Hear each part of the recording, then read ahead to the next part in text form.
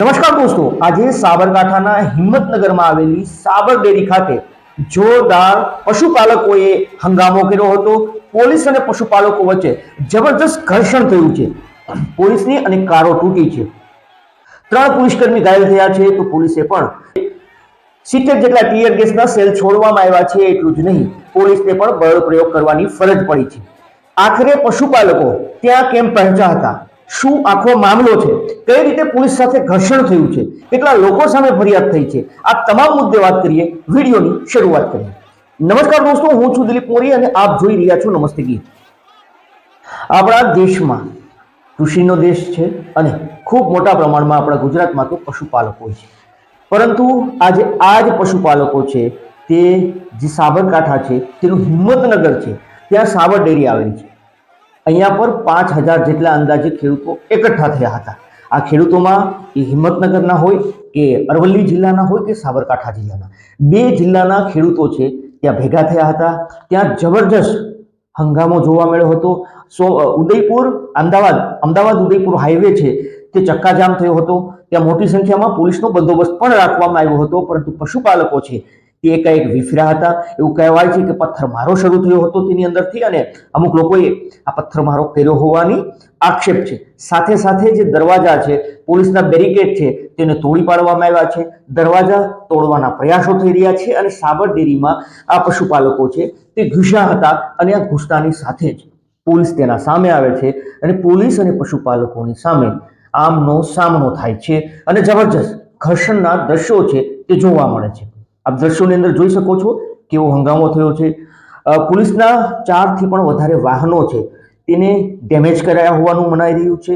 3 પોલીસકર્મી છે જે ઘાયલ થઈ ચૂક્યા છે। પોલીસકર્મીના માથા છે તે ફૂટ્યા હતા કારણ કે ત્યાં પથ્થરમારો થયો હતો। પોલીસ અને લોકો બંને વચ્ચે જોરદાર ઘર્ષણ થતા પોલીસે સ્થિતિ પર કાબુ મેળવવા માટે 70 જેટલા 50 થી 70 જેટલા ટીયર ગેસના સેલ છોડ્યા હોવાનું મનાઈ રહ્યું છે। આ પોલીસનું કહેવું છે કે 70 જેટલા 50 થી વધુ ટીયર ગેસના સેલ છોડ્યા છે। 8 ગાડી છે તે પોલીસની ભાંગી હોવાનું પણ મનાઈ રહ્યું છે અને 60 લોકોની આ સમગ્ર મામલે અટકાયત કરવામાં આવી છે અને હજુ પણ વધુ લોકોની આ સમગ્ર મામલે અટકાયત થઈ શકે છે। પરંતુ સવાલ એ હતો કે શું કારણે આ જે પશુપાલકો છે ત્યાં એકઠા થયા છે, શું પૂરો મામલો છે અને ત્યાં એકઠા થયા બાદ એકાએક કેમ સ્થિતિ પરથી કાબુ ગુમાવ્યો હતો, શું પૂરો મામલો છે એ પણ હવે જોઈએ। દોસ્તો, સાબરકાંઠા અને અરવલ્લી જિલ્લો છે ત્યાં 2200 જેટલી દૂધની મંડળીઓ છે।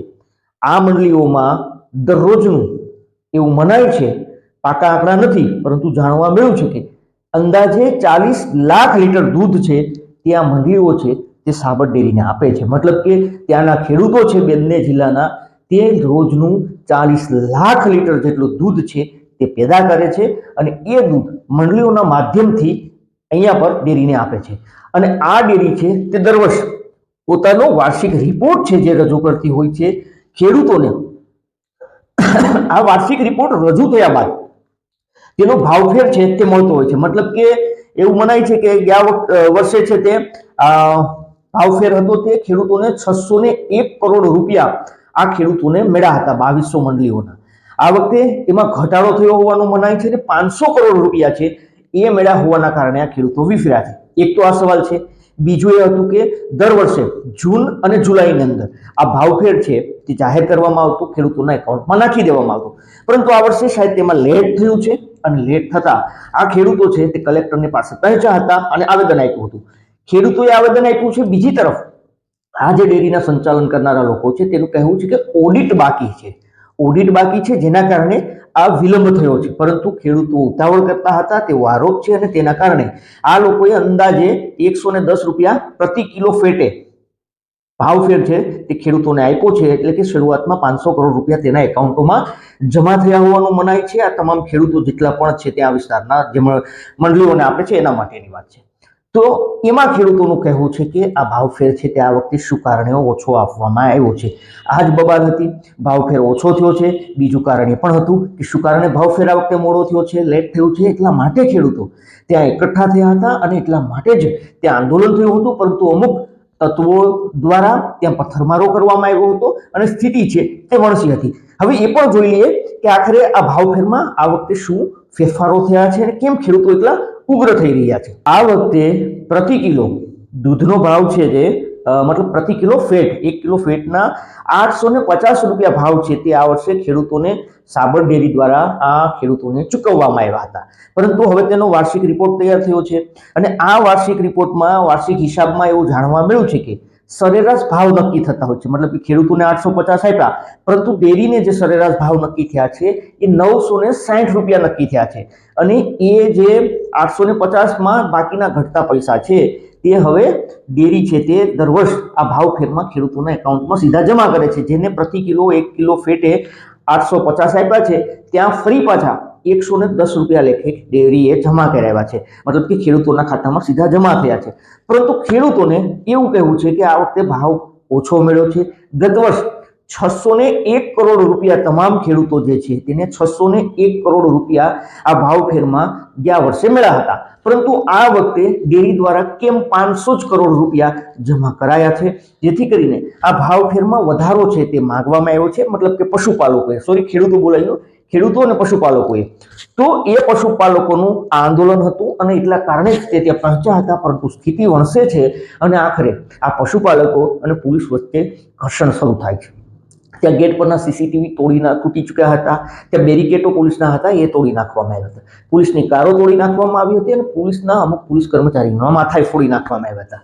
60 લોકોની અટકાયત કરવામાં આવી છે, 70 ટીયર ગેસના સેલ છોડવામાં આવ્યા છે અને મામલો છે તે ખૂબ ઉગ્ર બન્યો હતો। દોસ્તો, અમારો હેતુ કોઈને નુકસાન પહોંચાડવાનો કે બદનામ કરવાનો નહીં, અમે માત્ર એટલું જ કહેવા માંગીએ છીએ કે ખેડૂતો છે અથવા તો પશુપાલકો છે તે પોતાની સાથે અગર તેને એવું લાગતું હતું કે ભાવ ઓછો મળે છે તો પણ કાયદો હાથમાં લેવો એ ગુનો બને છે, જેથી કરીને આવી પરિસ્થિતિમાં શાંતિ જાળવવી જરૂરી છે। પરંતુ અમુક એવા લોકો હોય છે જે આમાં કાકરી ચાળો કરતા હોય છે અને ભોગવવાનું તમામ લોકોએ થતું હોય છે। બીજી તરફ જે ડેરી સંચાલકો છે, જે ડેરીનું સંચાલન કરે છે, એ લોકોએ પણ સમજવું જોઈએ કે ડેરી છે એ પશુપાલકો છે તો ડેરી છે, નહીં તો ડેરી નથી, કારણ કે ત્યાંના પશુપાલકો ખૂબ મોટી મહેનત કરે છે અને એ દૂધ છે એ ડેરી સુધી પહોંચાડે છે, જેના કારણે આ ડેરી ચાલે છે। મતલબ કે ડેરી અને પશુપાલકો બંનેના એક સમન્વયથી આ બંને ચાલતું હોય છે, જેથી કરીને બંનેએ શાંત મગજે અને યોગ્ય રીતે આ તમામ મામલાનો શાંતિપૂર્ણ રીતે નિકાલ કરવો જરૂરી છે। આપનું આ તમામ મુદ્દે શું કહેવું છે? આ તમામ મુદ્દે આપ અમને જરૂરથી કમેન્ટ કરીને જણાવજો। આવા જ વિડીયો જોવા માટે આપ અમારી યુટ્યુબ ચેનલ નમસ્તે ગીરને સબસ્ક્રાઇબ કરો। અગર આપ આ વિડીયો ફેસબુક અથવા ઇન્સ્ટાગ્રામ પર જોતા હોય તો ફોલો કરો। ફરી મળીશું નવા વિષય સાથે, ત્યાં સુધી રજા આપશો। ધન્યવાદ।